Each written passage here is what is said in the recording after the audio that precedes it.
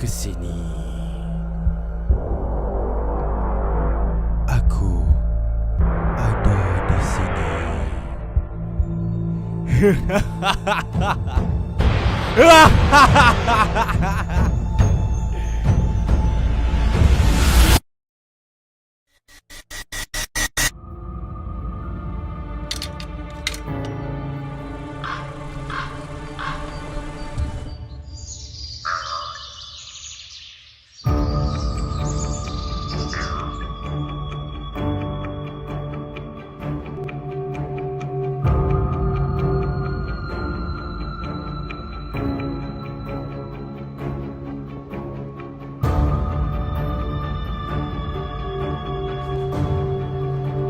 What are you doing here?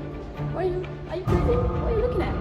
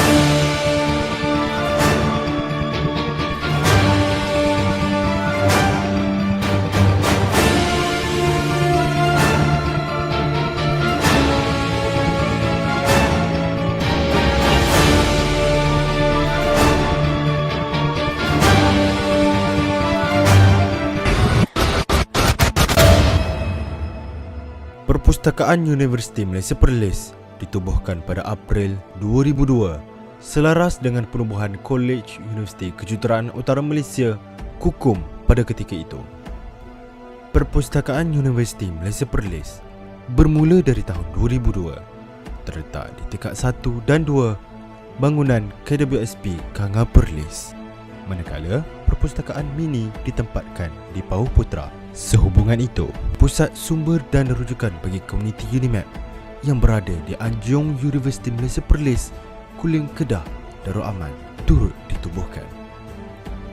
Terkini, perpustakaan utama UNIMAP kampus Pauh Putra telah dirasmikan pada 3 Februari 2012 selepas majlis pra-perasmian yang disempurnakan oleh Naib Chancellor UNIMAP.